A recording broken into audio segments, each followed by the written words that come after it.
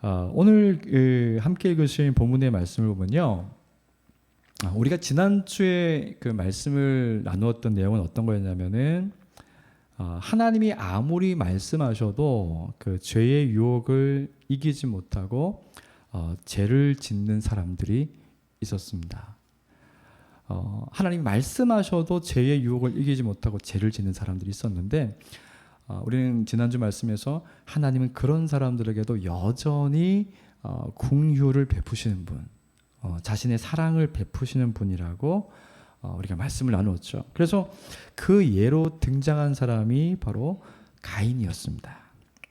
하나님은 우리가 지은 죄보다 훨씬 약하게 벌을 내리시고, 근데 그 이유가 뭐냐면요, 우리를 대신해서 모든 죄와 저주를 받으신 예수님이 계시기 때문이라고 이야기 나누었습니다.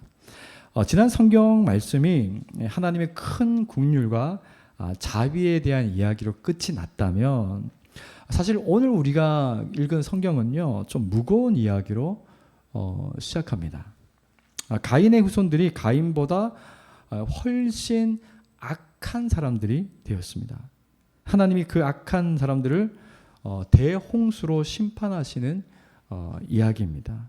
우리가 오늘 생각해 볼 것은요, 도대체 사람들의 죄가 어떠했기에 하나님이 그들을 심판할 수밖에 없었는가 하는 것이고요.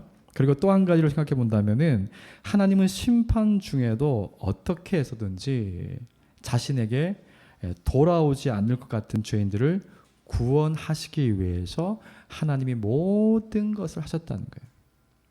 하나님이 모든 것을 하셨다는 겁니다. 그래서 우리는 하나님은 왜 심판을 준비하면서도 그들을 구원하려고 하셨을까? 그 답은 하나님이 사랑이시기 때문입니다. 조금 어려운 말이 될 수 있겠지만, 하나님이 하나님 되시는 것은 그분이 완전한 사랑과 정의로 충만한 분이기 때문입니다. 그래서 하나님은 심판을 준비하면서도 구원의 은혜를 주시는 분이라는 것을 우리 오늘 말씀을 통해서 알 수가 있습니다. 그래서 저는 오늘 말씀을 통해서요, 세 가지를 좀 이야기하려고 합니다. 첫 번째는 심판을 피할 수 없는 죄는 무엇이고, 심판하시는 하나님의 마음이 어땠는지를 좀 살펴보고요. 두 번째는 심판 중에 하나님의 은혜가 어떻게 나타났는지를 생각해보고, 마지막으로 성경은 마지막 심판이 있다고 얘기하는데요, 그 심판을 우리는 어떤 자세로 받아들여야 되는지 이렇게 생각해보고 말씀을 정리하겠습니다.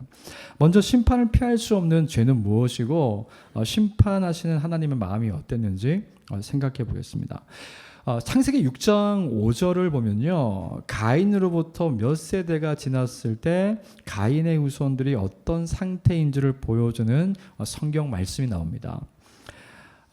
사람의 죄악이 세상에 가득함과 그의 마음으로 생각하는 모든 계획이 그냥 악한 게 아니라 항상 악하다고 성경에 기록되어 있습니다. 사람의 죄악이 세상에 가득하고 그의 마음으로 생각하는 모든 계획이 항상 악하다는 거예요. 이 5절에서 말하는 사람의 죄악은 어떤 것이냐면요, 하나님이 세상을 만드셨죠. 모든 자연세계를 만드시고 또 사람을 창조하시고 또 사람이 아름답게 지혜롭게 세상을 다스릴 수 있도록 하셨습니다. 그런데 여기서 죄악이라는 것은요, 그 하나님이 창조하신 세계와 그 모든 질서를 파괴하는 것을 말합니다.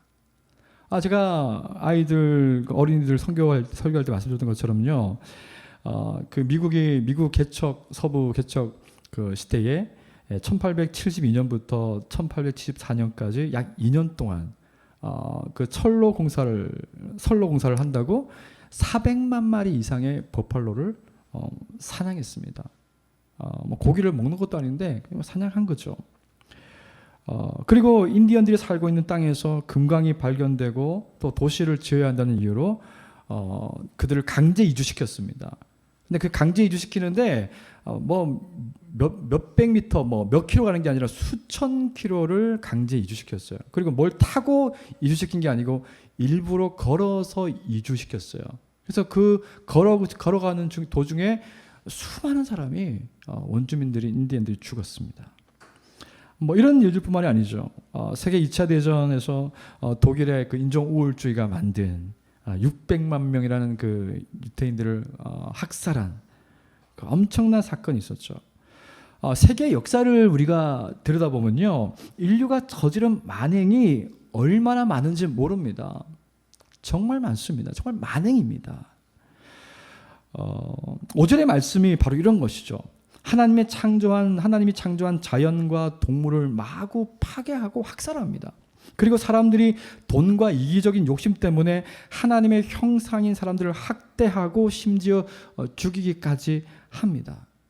상황은 조금 다를 수 있지만 이와 같이 죄로 인한 악이 가인의 후손의 시대에 그냥 있었던 정도가 아니고요, 가득했다는 거예요. 가득했다는 거예요. 여러분, 만약 우리가 그런 시대에 살았다고 한번 상상해 보십시오. 늘 누군가가 내 가족이 죽어나가는 어떤 전쟁 때문에 하루하루가 불안한, 지금 그런 것을 겪고 있는 나라들도 있죠. 그런 시대였다는 것을 이야기합니다. 그리고 그 시대의 사람들의 마음은 어땠냐면요, 생각하는 모든 것이, 계획하는 모든 것이 항상 악했다고 이야기합니다. 아담에게서 가인에게로, 그리고 가인에게서 가인의 후손들에게 가서는요, 사람들이 통제가 안 되고 하는 것마다, 하는 일마다 죄로 물들여진 것이죠. 여러분, 왜 이런 일이 일어났을까요? 오늘도 마찬가지죠. 왜 전쟁이 끊이지 않고 그 전쟁에 참혹한 일들이 벌어지고 있을까요? 처음 사람이 죄를 짓기 전에는요, 하나님의 아름다운 세계를 하나님이 아담과 하와에게 선물로 주셨습니다. 그리고 하나님과 매 순간 함께 있었기 때문에 그분의 아름다운 성품이 아담과 하와의 마음에 채워졌습니다. 그래서 그들이 말하는 것과 그들이 행동하는 것은 하나님이 마치 그들과 함께 계시는 것처럼 나타났습니다. 그러니까 행복했겠죠. 하지만 죄를 짓고 죄가 사람들의 마음을 지배하고 그 힘이 점점 강력해질수록 사람이 마음으로 생각하는 것은요, 온통 시기와 비난과 폭력과 살인과 두려움과 증오였습니다. 그리고 누가 나를 건드리기만 하면 마음속에 가득한 그 죄가 서로를 죽이고 파괴하는 것으로 드러나는 것입니다. 그래서 우리의 그 행동의 출발점이 우리의 마음이라는 것을 아는 것이 너무 중요합니다. 그리고 우리의 마음을 지배하는 것이 무엇냐가 매우 중요합니다. 만약 저와 여러분의 마음을 하나님이 주인으로 계신다면 우리 마음은 하나님이 거하시는 거룩한 성전이 되겠죠. 우리 마음이 성전 되겠죠. 그리고 우리의 삶은 그 우리 마음에 계신 하나님 때문에 그분의 성품을 닮은 삶의 방식으로 바뀌어 간다는 거예요. 우리가 생각하는 것, 우리가 말하는 것, 우리가 행동하는 것, 우리가 일하는 방식들, 우리가 공부하는 이유들, 우리의 모든 삶의 영역에서 하나님의 그 아름다운 성품이 반영되어서 모든 것이 만들어진다는 거예요. 제가 개척하면서 하나님께 소망을 두었던 한 가지가 뭐냐면요, 저는 이 공간, 예배당 공간, 저 친교실 공간, 이 공간에 오시는 분들만이라도 내가 하나님의 나라를 경험할 수 있게 하는 것, 그것이 제 비전이었어요. 여기에 들어오시는 분들, 여기에 와서 함께 있는 분들에게 하나님의 나라가 어떤 것인지를 경험하게 해주는 것, 그것이 저의 비전이었습니다. 그래서 하나님이 사람들의 마음의 주인으로 계시면 그 사람이 말하고 행동하는 것이 삶으로 반영이 된다는 거죠. 하지만 사람이 마음에서 죄를 짓고 하나님을 밀어내면서요, 그 자리에 죄가 채워졌을 때 그 마음은 죄의 오물로 가득 채워지게 됩니다. 그리고 음식물로 가득한 비닐을 툭 건드리면요, 악취가 흘러나고 오물이 흘러나오는 것처럼 우리의 삶도 온갖 오물 같은 일로 채워지는 것이죠. 그래서 잠언은 무릇 지킬 만한 것보다 더욱 네 마음을 지켜라. 생명의 근원이 여기에서 난다. 이렇게 말씀합니다. 우리는 마음을 지키는 것이 얼마나 중요한지 모릅니다. 중요한 것은 마음을 우리가 지킬 수 없다는 것이죠. 그리고 가인의 후손들의 마음에는 하나님이 없었다는 거예요. 그럼 우리의 마음속에 하나님이 계시는가? 그분이 매일같이 묵상되어지고 그분이 우리 마음을 채우고 그분이 우리 마음을 채우기 때문에 우리의 삶을 채우는가? 이것을 우리가 매일같이 확인하는 것은 너무 중요합니다.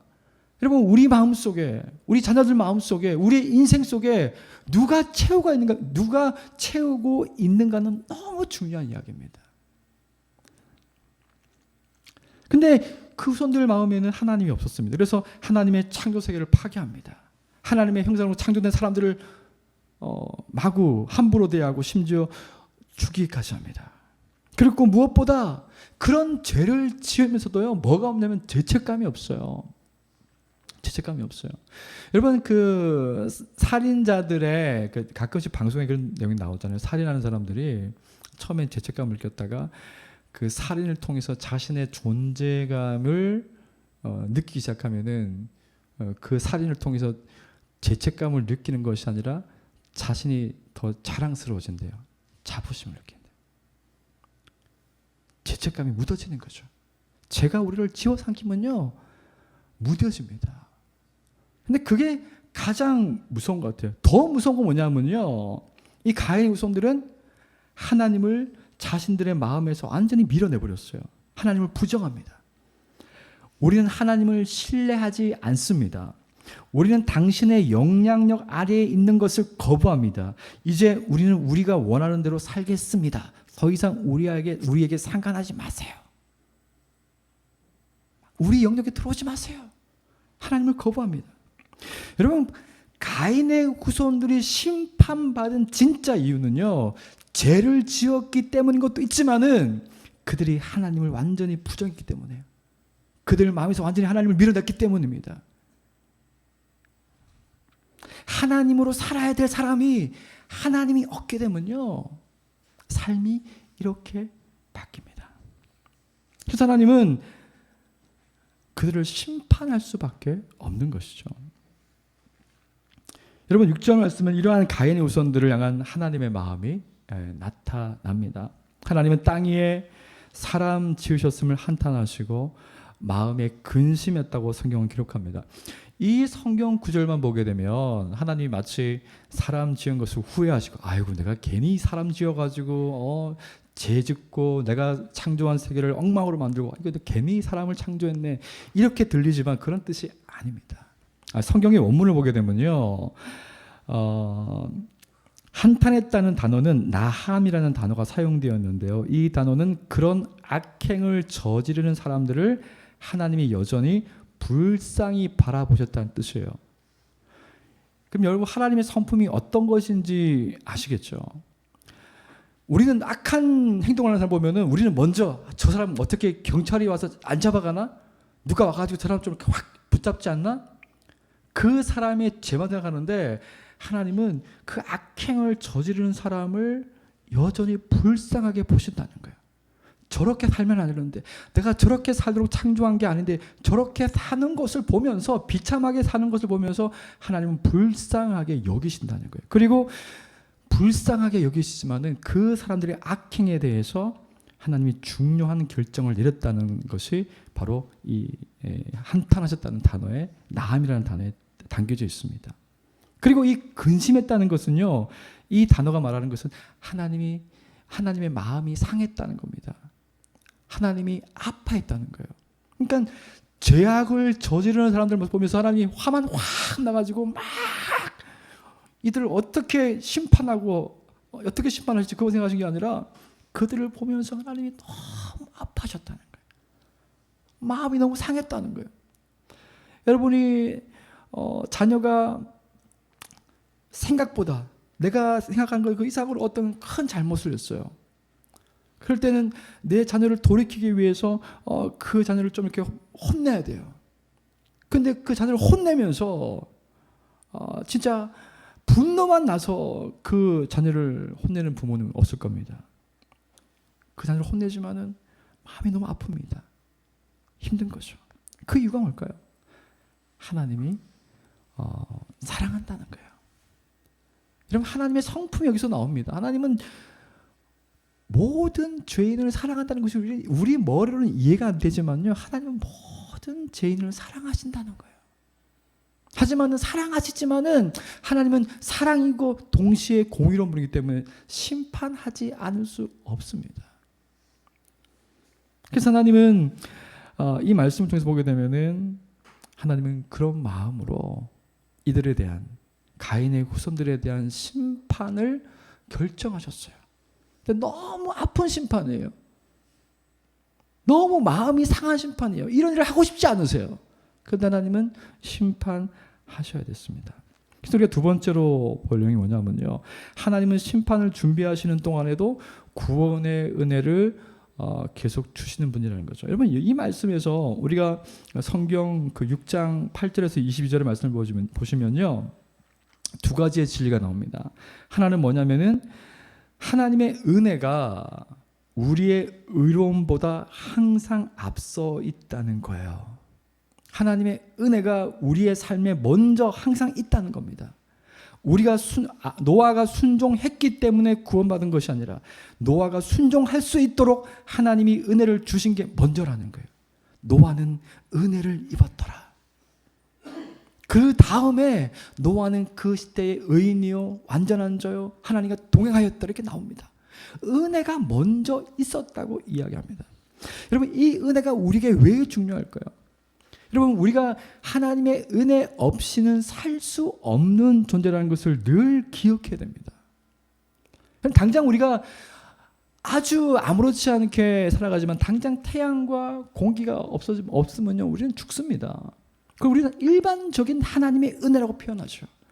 마치 우리가 대단한 사람처럼, 뭔가 큰 일을 할 수 있는 사람처럼 그렇게 생각하지만요, 하나님의 은혜가 딱 끊어지면요, 우리는 더 이상 아무것도 못합니다. 우리의 몸에서 피가 굳어져가지고 우리의 뇌에서 가가지고 딱 멈춰버리면요, 뇌경색 되는 거예요. 뇌가 멈춰집니다. 그게 심장에서 멈춰지면요, 심장 마비되는 겁니다. 여러분, 하나님의 은혜가 없으면 사실 우리는 살 수가 없는 존재죠. 근데 성경은 항상 하나님의 은혜가 우리 앞에, 우리의 삶에 늘 있다고 이야기합니다. 그래서 하나님은, 그래서 이 은혜라는 단어를 보면요, 어떤 단어가 쓰였냐면은 호의를 베풀다, 자비를 베푼다는 말씀이 있어요. 그래서 하나님은 노아에게, 그 시대 사람들에게 계속해서 은혜를 베푸신 거예요.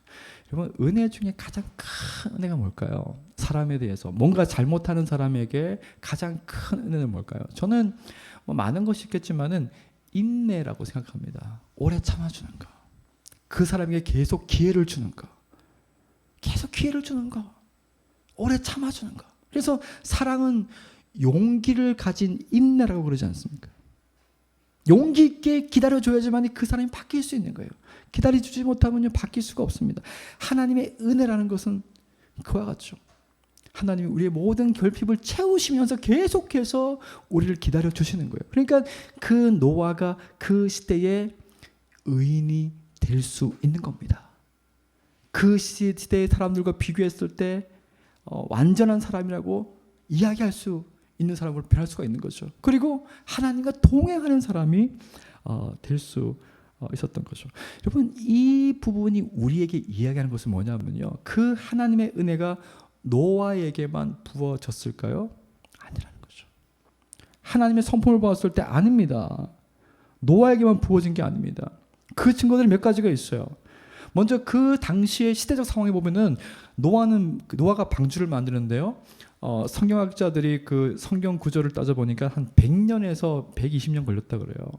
그리고 말씀을 보게 되면은 베드로전서 말씀인가요? 보게 되면은 그 말씀에서는 노아가 그 시대에 하나님의 의를 선포하는 자였다 이렇게 표현합니다. 그러니까 노아가 방주를 만들면서 노아는 먼저 그 하나님의 은혜에 반응한 사람이죠. 그리고 은혜에 반응해서 내가 물로 심판하겠다, 너는 방주를 만들어라 하니까 하나님이 그 말씀 중에서 방주를 만듭니다. 그 방주를 만드는 동안 계속해서 하나님의 심판을, 의로운 심판, 불의한 심판이 아니죠, 의로운 심판을 선포했다는 거예요.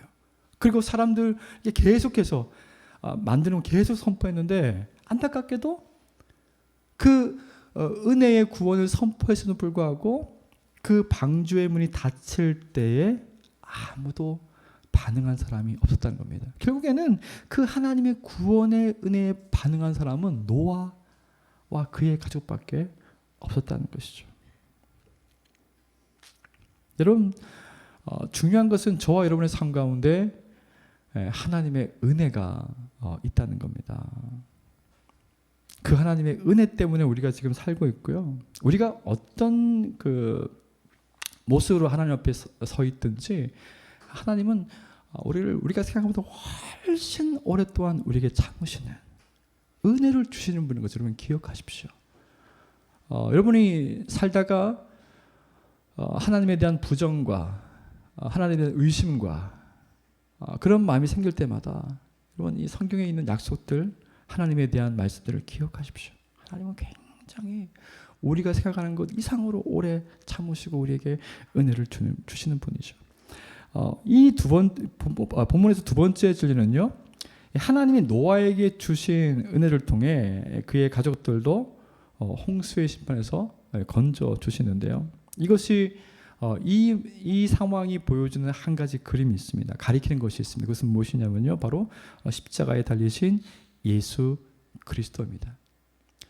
노아는 하나님의 은혜를 입고 겨우 자신의 가족만 구했습니다. 그런데 영원히 하나님과 함께 있었던 하나님의 아들 예수 그리스도께서는요, 완전한 의인이셨죠. 그분이 완전한 의인이라는 것을 그분의 삶을 통해서 증명하셨죠. 그리고 그분은 완전한 의인으로서 십자가에서 죽으셨습니다. 그래서 그 십자가에서는요, 두 가지가 일어났어요. 우리의 모든 죄와 형벌은 대신 담당하시고 거기에서 자신의 의로움은 우리에게 선물로 주신 겁니다. 우리가 의에 대해서 살아났다는 것이 그 뜻이죠. 예수 그리스도의 완전한 그분의 의를 우리에게 선물로 주신 거예요. 그래서 우리 하나님이 우리를 보실 때 우리가 의롭다고 생각하시는 거예요. 우리에게 의가 있어서가 아니라 그 예수님의 의를 우리에게 주셨기 때문입니다. 그래서 이 모든 이 예수님의 의를 바라보는 모든 사람은요, 이제 구원의 은혜를 받을 수 있다고 말씀하죠. 여러분, 저와 여러분의 삶 가운데 하나님의 은혜가 있다는 것을 기억하십시오. 그리고 가장 큰 은혜는 예수 그리스도를 통한 구원의 은혜라는 것을 기억하십시오. 우리의 인생이요, 예수님 때문에 구원받고 내가 영원한 생명을 살게 된 사람인 것을 알게 되면요, 다른 은혜들이 조금 부족해 보여도 괜찮아요. 우리가 이 땅에서 영원히 살 거 아니잖아요. 물론 하나님이 우리를 그냥 인생의 여러 가지 어려움에서 구원해 내십니다. 그런데 때로 우리가 하나님의 그 오묘한 섭리 때문에 때로는 내가 원하는 시간에 하나님의 은혜가 없는 것을 느껴질 수 있습니다. 그런데 늘 우리가 바라봐야 될 것은 확실한 구원의 은혜이신 그리스도가 계신다는 거예요. 그 심지어 성경은 아들을 주신 이가 좋은 것을 우리에게 주시지 않겠냐고 말씀합니다. 바라보면 하나님의 은혜가 있다는 것을 알게 된다는 거죠. 여러분, 그 은혜를 기억하시면서 살기를 소망합니다. 마지막 세 번째로 마지막 심판날을 준비하는 우리 자세인데요. 여러분, 대홍수 사건은 노아와 그의 가족의 구원의 이야기로 멈추지 않습니다. 하나님이 아담과 하와에게 계셨던 것처럼 노아와 그의 가족에게 아담과 하와에게 말씀하셨던 것처럼 노아와 그의 가족에게 말씀하죠. 세상을 다스리라고 말씀합니다. 그런데 하나님의 명령에서 창세기와 다른 부분이 있습니다. 그것은 땅의 모든 것과 공중의 모든 새가 사람을 두려워할 것이고 노아의 후손들이 다른 사람의 피를 흘리게 할 수 있다는 것을 하나님이 보여주시죠. 이것이 우리에게 이야기해 준 건 뭐냐면요, 대홍수 심판은 모든 하나님을 밀어내고 하나님을 부정한 모든 죄인이 심판을 받았지만은 죄를 고치고 죄를 회복시키지 못했다는 것을 보여줍니다.